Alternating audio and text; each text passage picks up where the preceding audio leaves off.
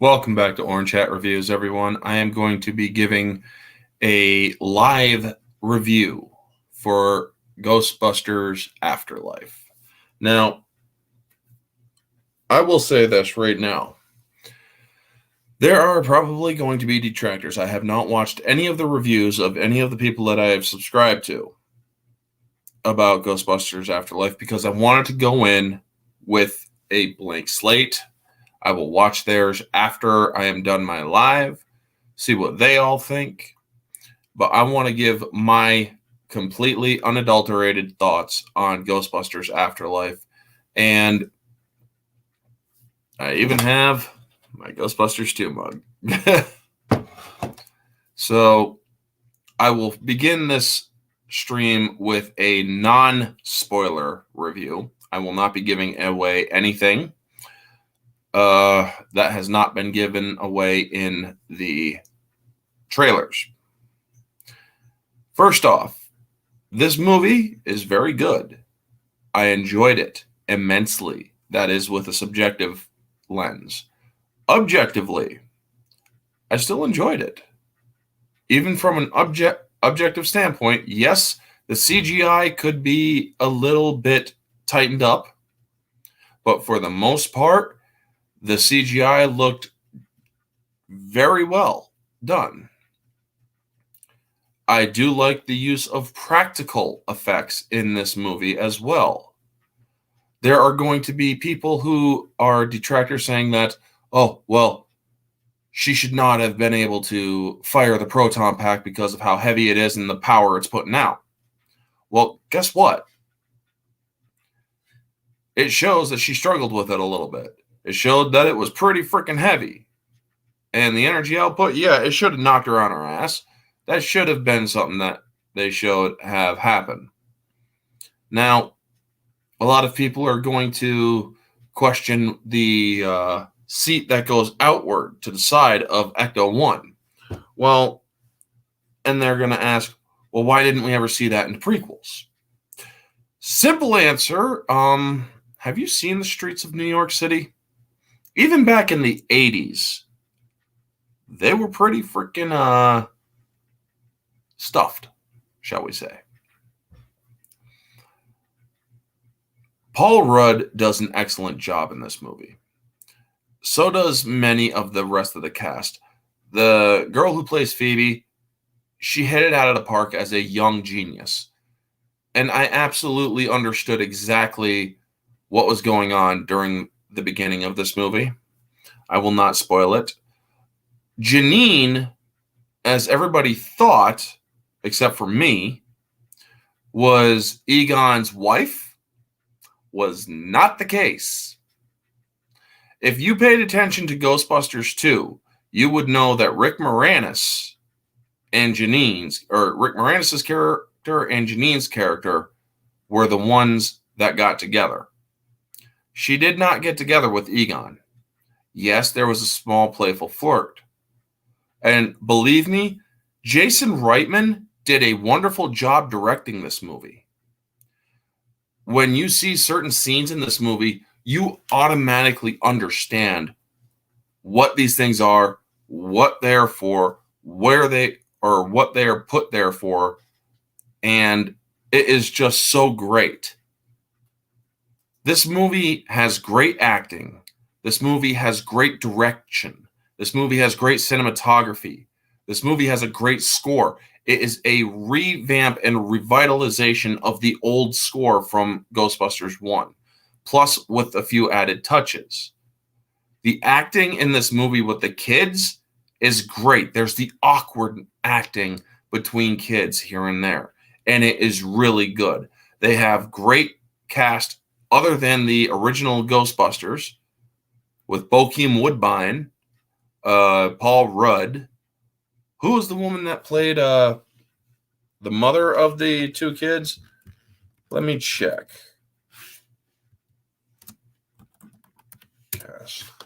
Because I know for a fact that I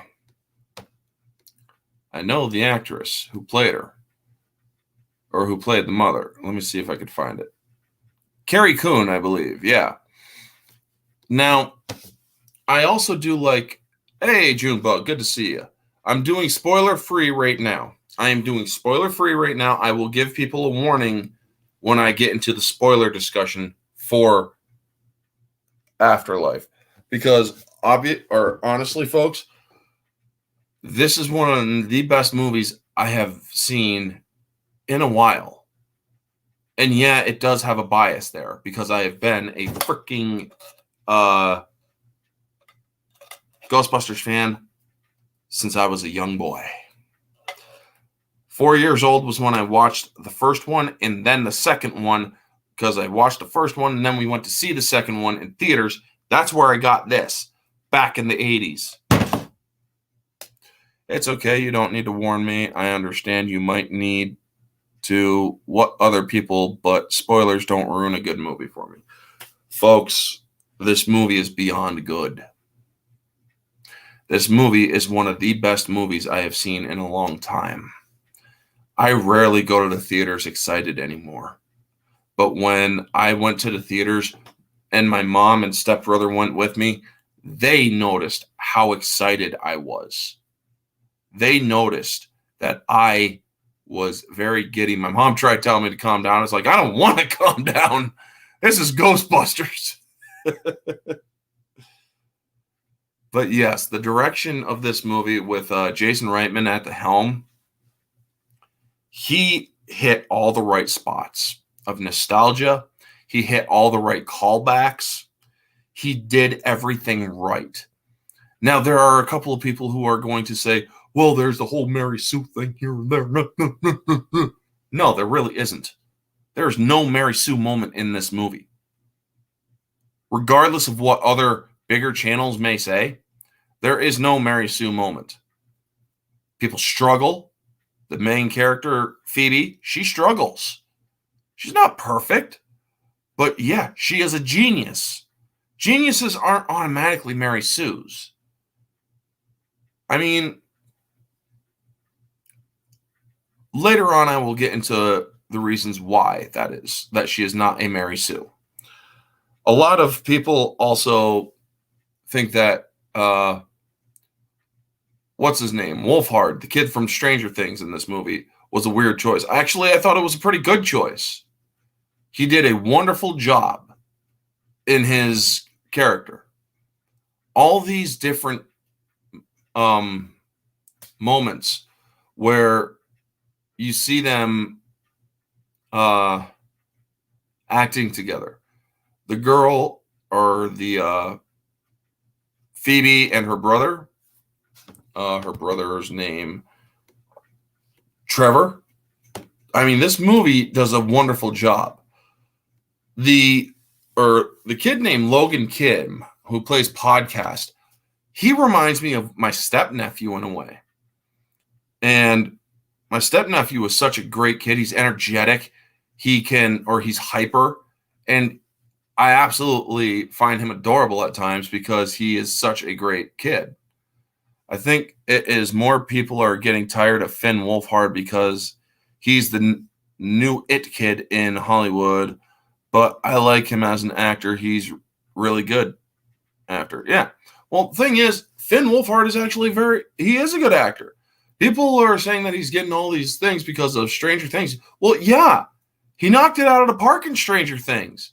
He is one of the best actors in that show. But in Ghostbusters Afterlife, he still does a good job.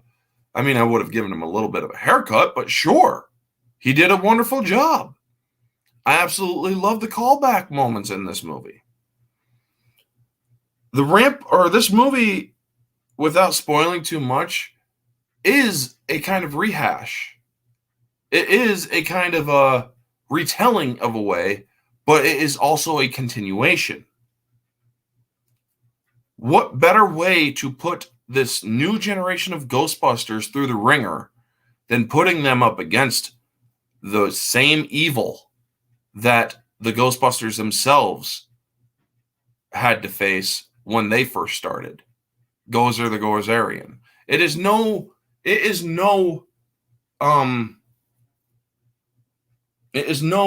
mystery, folks. From the trailers, it basically confirmed that Gozer was indeed the evil in this movie. I think it is, or yeah, I already read that. But yes, this movie was freaking phenomenal. Yes, there was CG, it was CGI heavy. But you know what? For the most part, except for the Stay Puft Marshmallows, the CGI was pretty on point.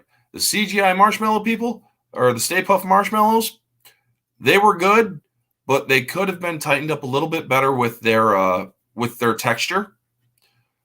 I mean, when you see Paul Rudd actually try to touch one and whatnot, you just know that he didn't really touch something. 14, welcome to the stream. I went to this movie excited. I had been following since the announcement in 2019. I came out with it topping the original as my favorite movie of all time. Well worth 3 years of wait. You know what? You are absolutely right. And hello, Odin Effect. Good to see you. I am doing spoilers or spoiler free right now, folks. Spoiler free is what I am doing right now. I will give warnings to spoilers when I get there. And if that causes me to lose viewers for the stream, I understand. But you know what? I wanted to give both spoiler free and spoiler review first, or in this live stream. So, objectively speaking, I would put this movie around an 8.5. And there is a reason for that. Without bias, this movie has a few problems. It was a little bit CGI heavy.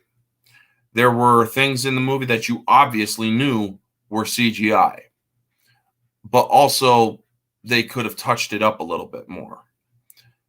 2, there's continuity errors. There's a scene, or we all know the scene from the trailer where they're chasing after that Slimer-looking ghost. It's not Slimer, but the Slimer-looking ghost. They call it the Muncher. And I'll explain why in the spoiler section. So you also see the remote-controlled trap that's following this, or that's trailing in front of Ecto-1 when they're driving and trying to catch this ghost. Well, there are certain shots in the same chase where the trap is pulling ahead of Ecto-1, but then when they do top shots, you don't see the trap anymore in front of Ecto-1. So there are continuity errors, there are logistical problems, and there are things that happen that kind of shouldn't happen. I mean, yes, she does handle the Ecto-Pack, or the weapon that they use. I'm sorry, I'm blanking out for a little bit. She handles it pretty well. But you know what? She does show that it is kind of heavy on her back. Honestly, with her lithe figure and with her small frame, she should have fell right over when she put that sucker on. But you know what? I could give it a little leeway. But for the logistical problems, it does take some points away. Proton Pack, thank you, 14. But yes, this movie does a wonderful job in telling the story of what it needs to tell. There is so much great callbacks that if you pay attention to even minute details in Ghostbusters 1, you know exactly what certain things are. And I absolutely love how they do the certain callbacks. There's a couple of jump scares in this movie. Believe me, there was one jump scare that actually, it didn't get me to flinch outwardly, but inward, I'm like, holy shit. Sorry for anybody with headphones. But yeah, there was that one. It was one scene, man. And I'm telling you, it's like, holy crap. It made me jump in my head, but I didn't jump outwardly. I personally do not believe that the 2019 movie was worth the wait. And it's probably a little bit of a controversial opinion. Personally, do not believe. Well, this movie took place in 2021. That was something that was interesting. I mean, it was supposed to be a 2019 release, but because of it being a 2021 release, the film actually, because there is a moment in the film that points to a year, 2021, as a year of significance. However, I do believe that the new movie has some concepts and visual aspects that were better than the original.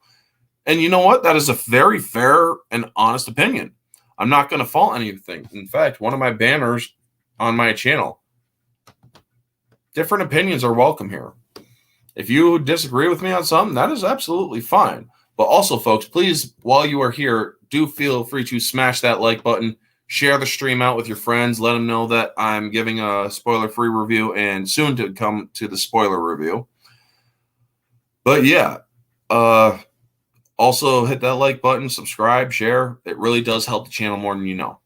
So this movie was also done for Harold Ramis. It says in the end for Harold. And also there are scenes at the end which I absolutely love, because it goes to show the direction from Jason Reitman and how he truly felt that this was a great movie to respect the lore that came before it, to respect the movies that came before it. And honestly, I think that them basically snapping the 2016 attempt at a Ghostbusters film, them basically not acknowledging that film in any shape, way, or form is very good. Now, yes, Jason did say that he was incorporating some of the thematic elements to it, but you know what? That's fine.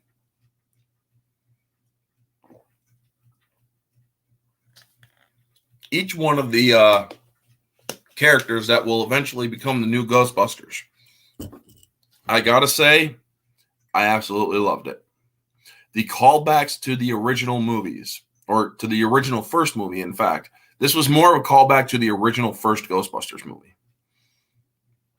And I absolutely loved it, because it really shows that there is a lot of respect and a lot of honoring what came before in this movie. The 2016 movie, as far as I am concerned, that movie, I dreamed it, so therefore, to me, it doesn't exist. You know what? I completely agree. Now, there are those people who actually do like the 2016 movies. I'm friends with a couple of people who like the 2016 attempt at a Ghostbusters film. But you know what? If they like it, that's fine. But they also do admit that it's hot trash. So it was interesting, but I honestly think that this movie was a lot more faithful to the original movies, and it was a faithful continuation.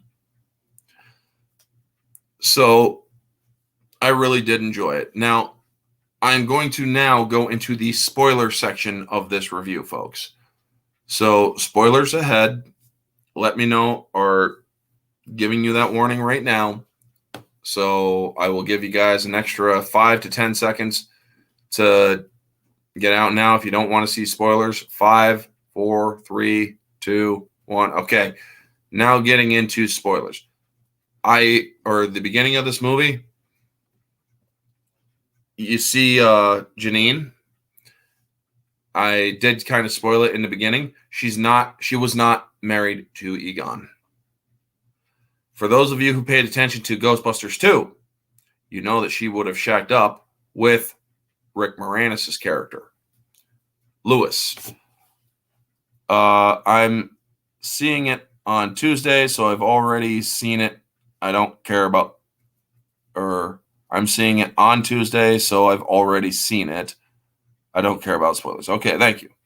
So, yes, she was not Egon's wife, Janine. There was a lot of people who speculated that, and I'm thinking to myself, you guys are idiots. No offense.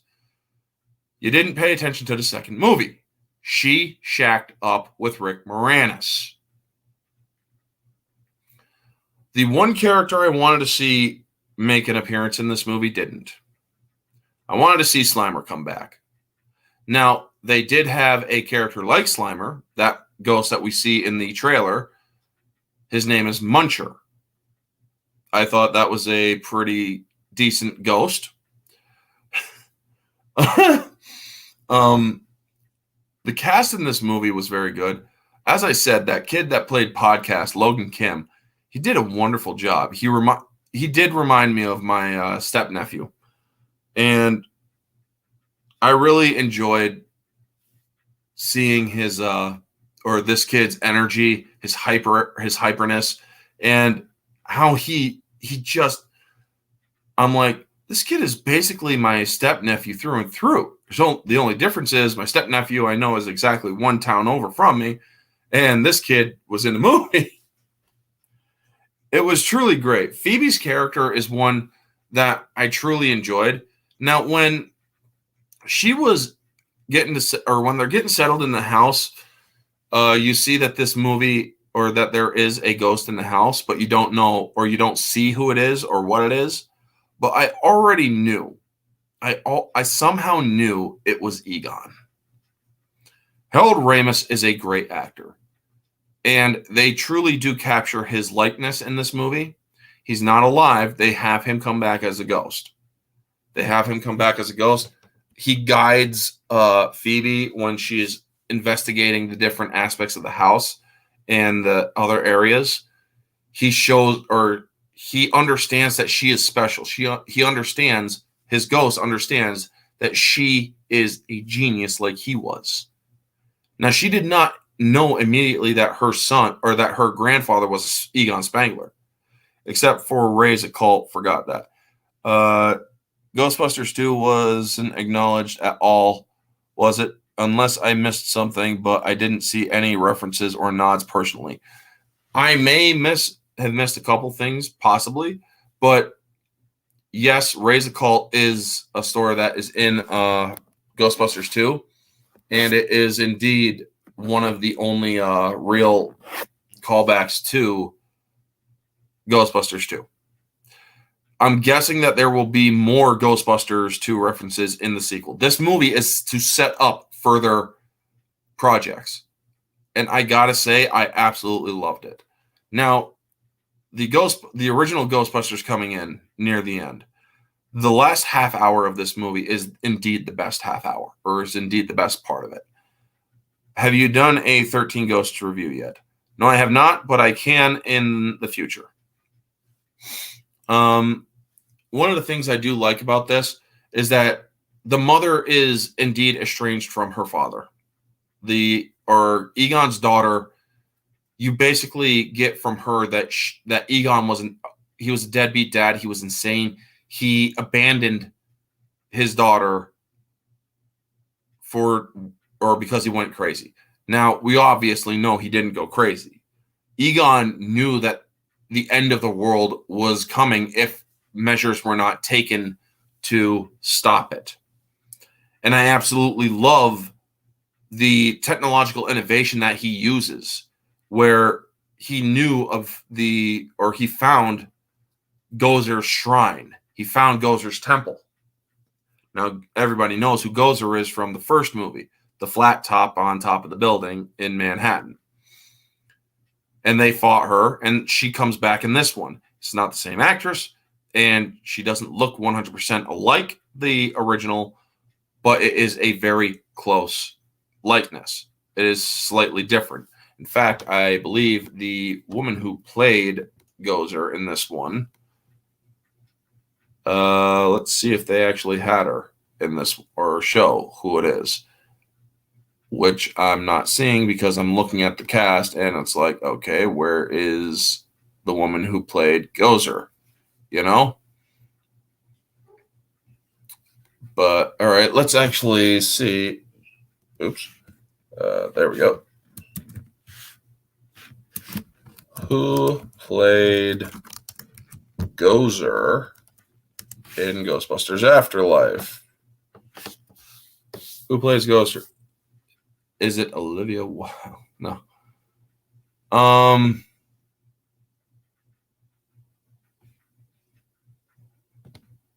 Let's see here. Olivia Wilde apparently was the woman who played Gozer in Ghostbusters Afterlife. Let me see. Why does the name sound familiar?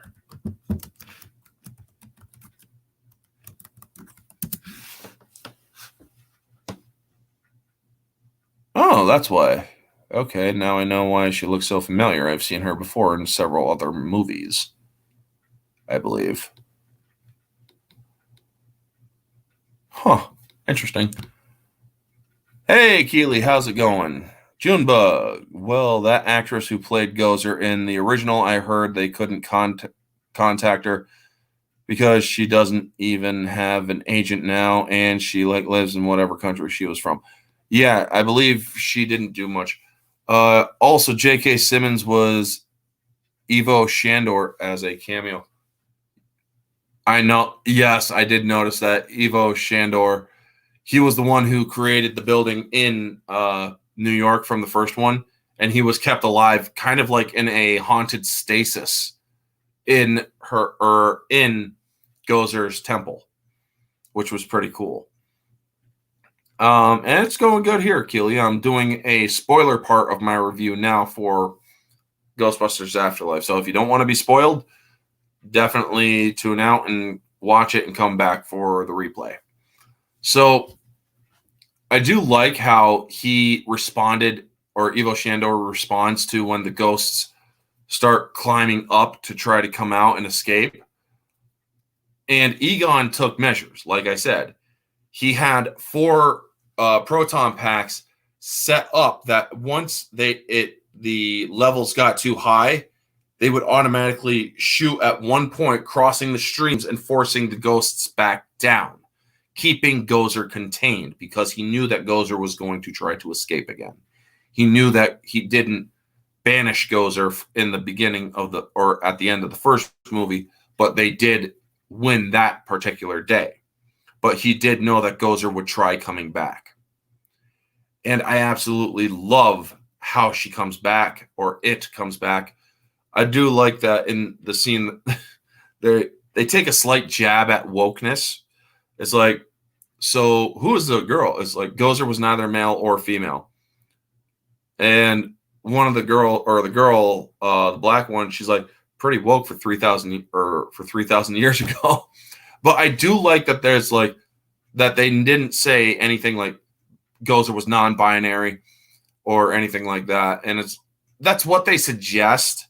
But honestly, you know what? They didn't really specify whether or not, well, they did. They called, or back in the 80s, they called her a prehistoric bitch and whatnot. But you know what? Fuck them. I love when the originals come in. Hey, Flat Top, did you miss me? I mean, when they come in and Ray gives the freaking speech, or it's the same speech but in different words, you know? And I really did enjoy it, because it's like, oh my God. And then she's like, are you a god? And Ray has to think about it. And they're like, Ray, yes, we are all gods here. Yes. I mean, it's like, oh my gosh, really, Ray? Really? It was just so freaking great. You do see a CG Harold Ramis in this film. And I gotta say, it was good to see him in the movie. And I also am very proud of the fact that Jason Reitman had the forethought to not have Harold Ramis Egon talk. His ghost is silent. He does gestures, yes, but he is, for the most part, silent. He does not talk. And it's good because you couldn't mimic his voice. You can't mimic Harold Ramis's voice. You could try to, but I don't think anybody would have come up with a passable impression. So having Harold Ramis just be a ghost to help them and whatnot at the last minute was great. Seeing him back, I had tears in my eyes watching this film. And also, after seeing the movie, I realized that a lot of rumors that went out was basically the leaks were true. because they did report that, well, they weren't really leaks, but they did report that the new Ghostbusters would be 2 females, 2 males. And that's fine. I have no problem. They got their diversity without having to push any diversity. I think they did very well. They got an Asian kid, they got a black kid, they got a female girl, and they got a guy, or they got the boy. Honestly, without him talking to somebody who hasn't seen it, it just sounds more touching. It is. It really is. Because if he had talked, if they had had him talk and a new voice or a different voice came out that wasn't his, it would have cheapened it. It really would have cheapened the movie. And I am so thankful to Jason Reitman that he didn't have the ghost of Egon talk.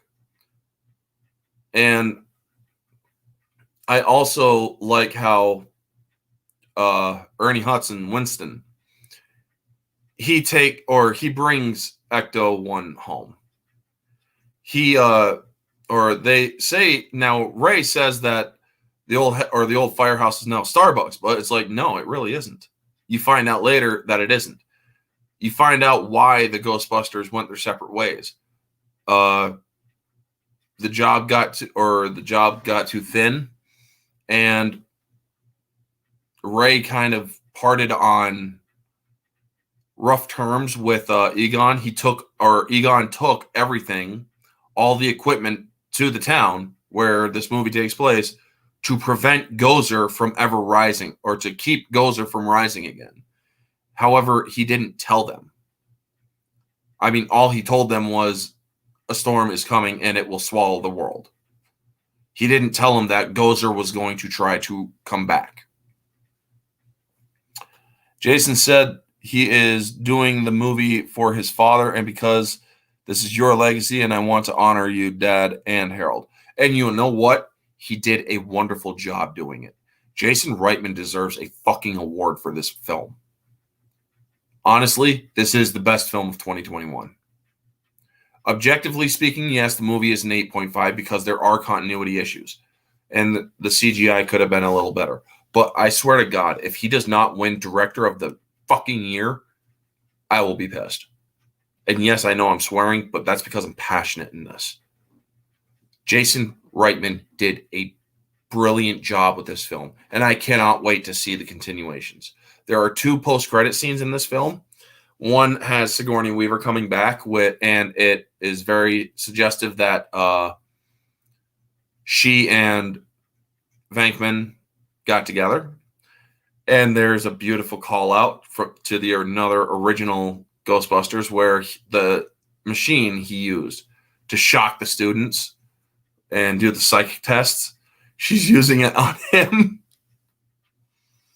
And then you also get Winston Zedmore talking to Janine about his company and how he's now a multi-million-dollar businessman who who kept the old property, who kept the firehouse. And then you see Ecto Cooler pull in, and you see him put his hand on Ecto-1. Or Ecto Cooler. Ecto-1, I meant. Sorry.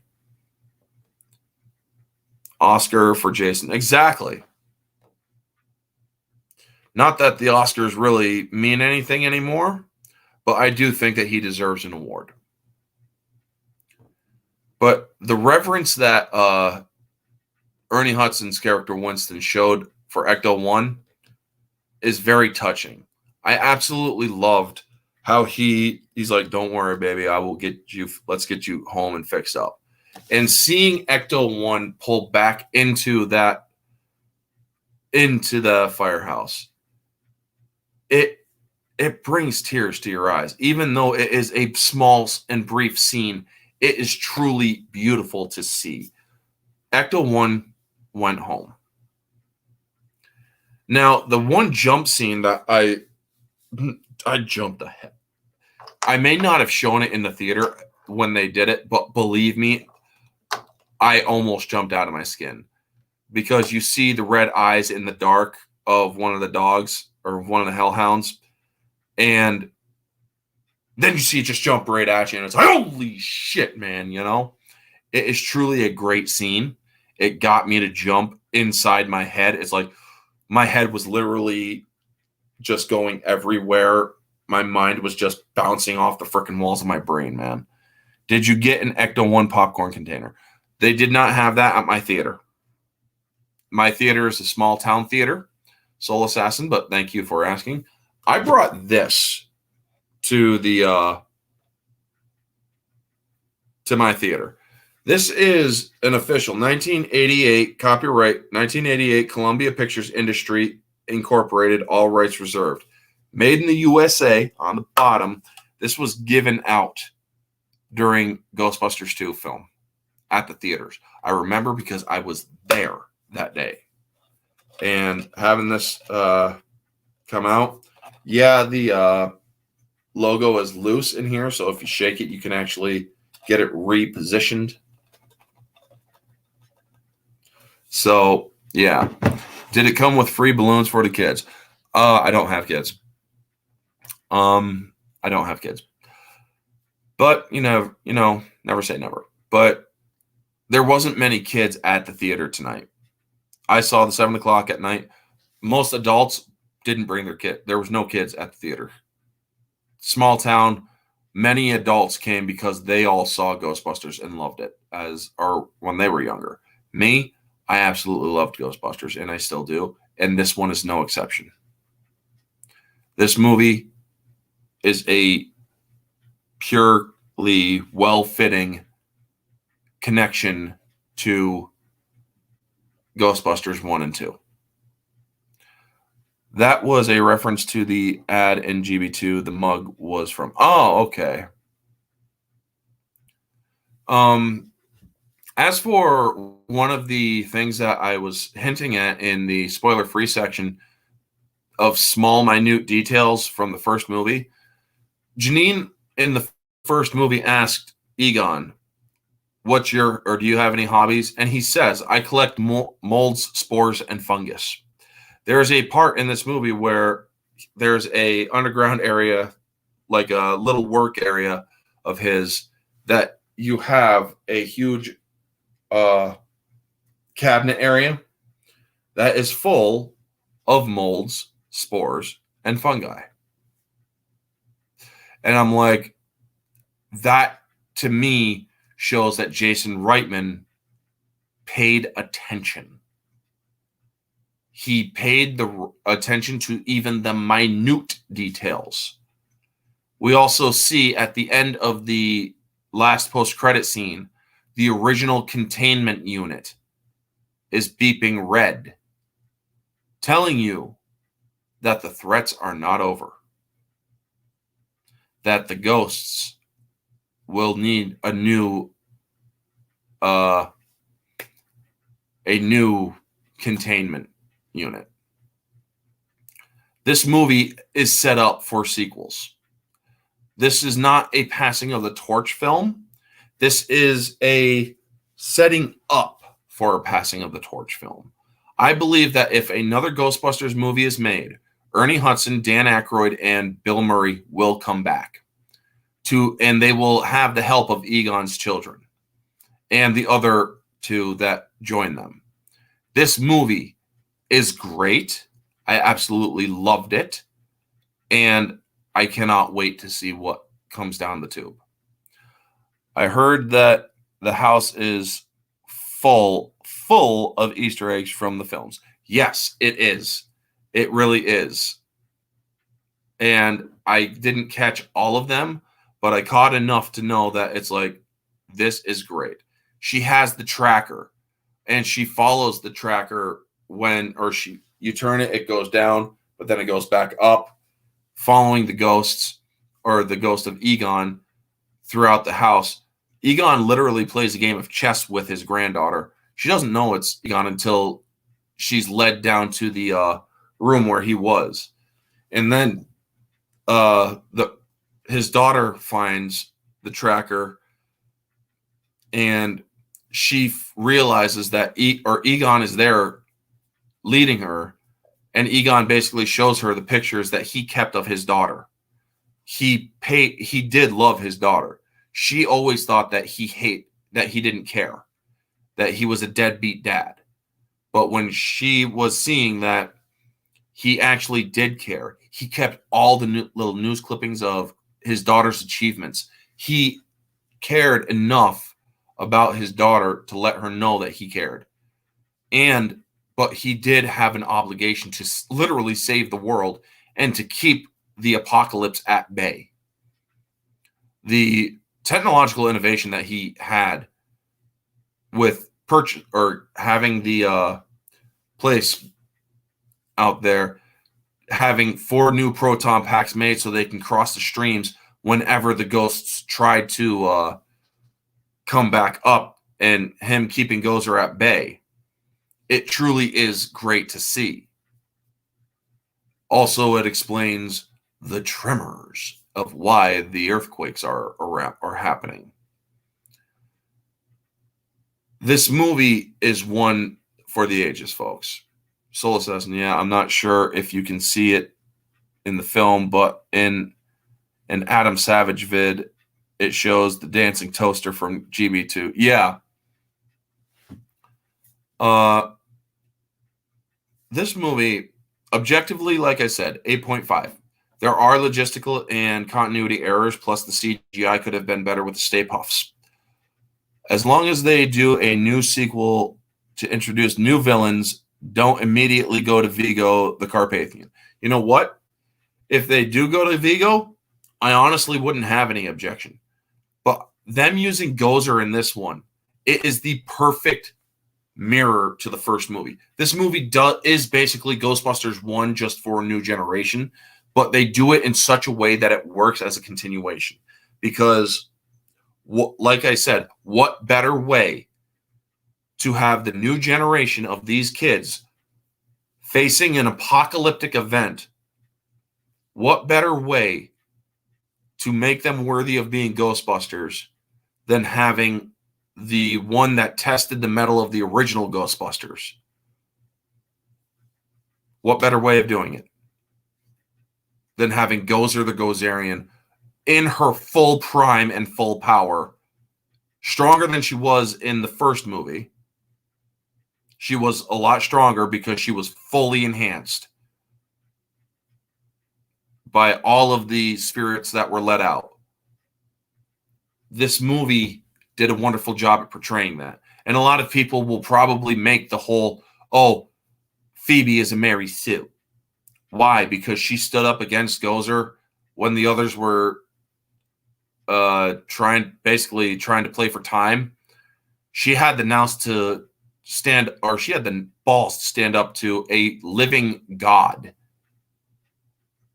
And yes, when Egon comes in and steadies her hand when Gozer is fighting her or her proton pack blast, she is easily, or you see the look on Gozer's face like, what?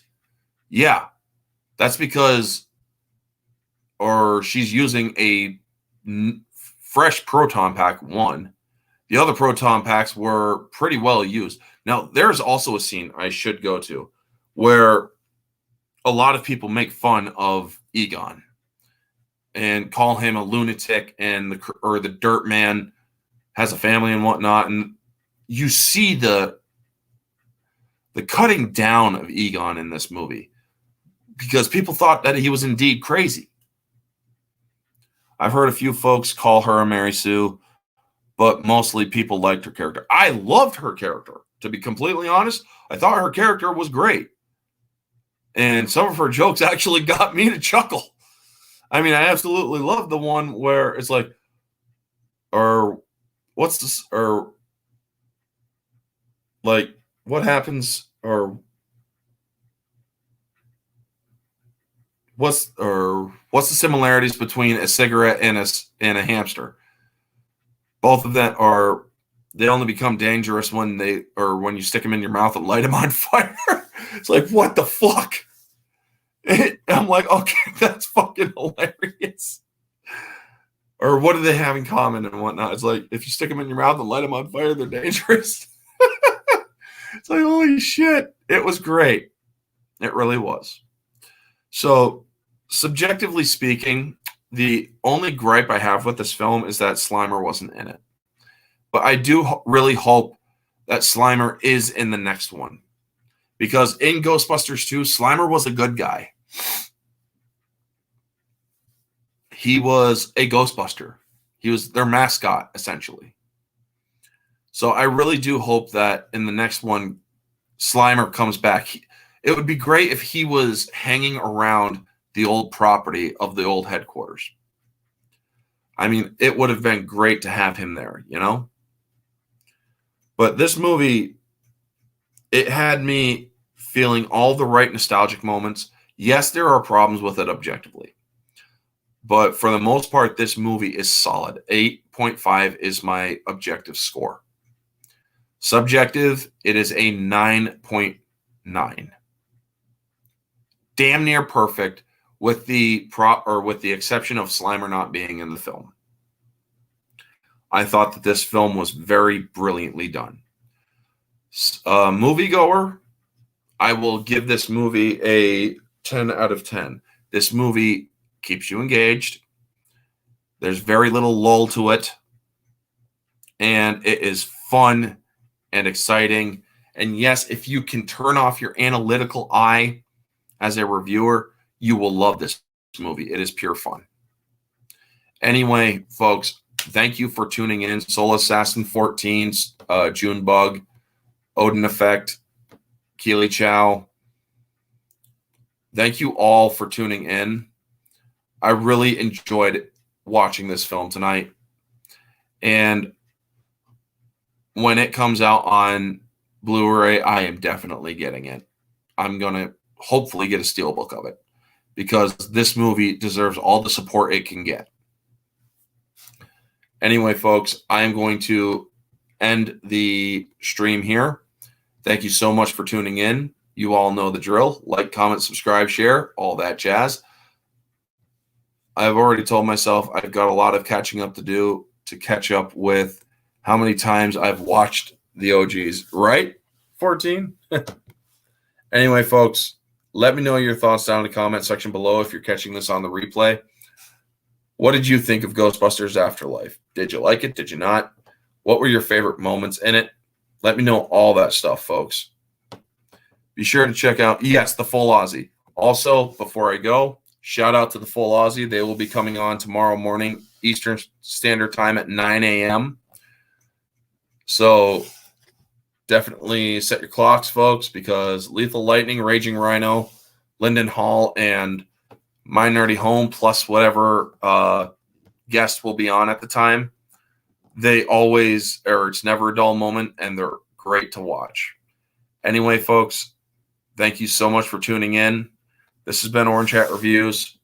Have a wonderful night, and always remember, stay humble.